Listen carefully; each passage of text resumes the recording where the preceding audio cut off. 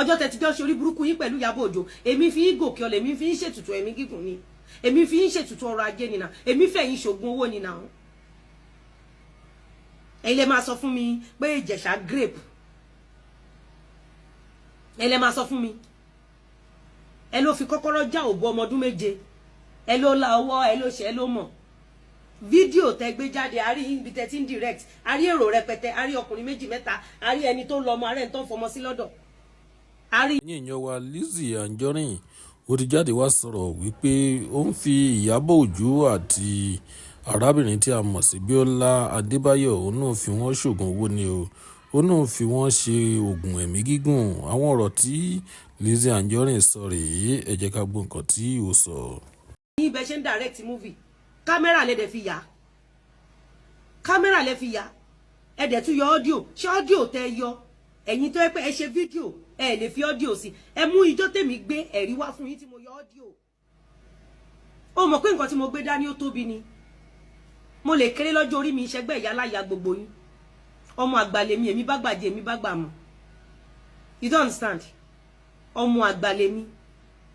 ní tí mo dẹ̀ gbé dání nínú ayé ó tóbi jọjọ́ orí mi lọ mi ò dẹ̀ ní bá yín rìn ìrìn tó máa fi sọnù lọ́wọ́ mi mi ò ní bá yín hùwà tó máa fi sọnù lọ́wọ́ mi mi ò ní bá yín lọ ṣaburú fún orí aláìṣẹ̀ tó máa wá sunkún kí ló ń dààmú Ìyábọ̀ Òjó lẹ́nìí orí aláìṣẹ̀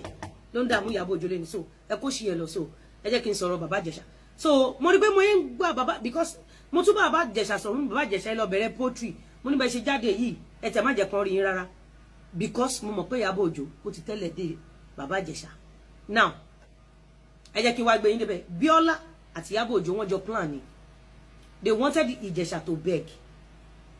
they wanted the whole world to go against Ìjẹ̀ṣà yàmú confide nínú ẹ̀ as a presenter mo bẹ́ẹ̀ sọ̀rọ̀ ara mi nítorí pé ó wá fẹ́ bẹ Ìyábọ̀ ó wá bẹ̀ sí ní líkì secret Ìjẹ̀ṣà it means your interview with Ìjẹ̀ṣà from onset is a setup. Sórí nǹkan tèmi ṣe gbádùn jù yín lọ nǹkan tèmi ṣe jẹ́yàn jù yín lọ ẹ máa sọ pé Lizzy lówó sórí having money being successful it is not about kó ṣiṣẹ́ nìkan at times it's about kó lè calculate kó jókòó kó calculate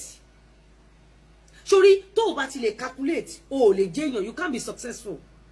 There are some people working àwọn ìlú máa ṣiṣẹ́ bí erin wọn máa jìjẹ lérí the problem ti majority yín ni wípé ẹ̀yin náà ẹ̀wọ̀ ẹ̀yin tẹ́ ń lo most ẹ̀yin tẹ́ ń lo social media tẹ́ ń comment tẹ́ ń ṣe most of you not all of you most of you ẹ̀yin tẹ́ ń dájọ́ 1,000 naira so tí ìwé mi bá sọ̀rọ̀ lálàkọ́kọ́ Bíọ́lá ti kọ́kọ́ fi hàn wá wípé òun àti Ìyábọ̀ Òjó jọ wà ní Ìyábọ̀ Òjó wanted to promote her dead glory Ìyábọ̀ Òjó wanted to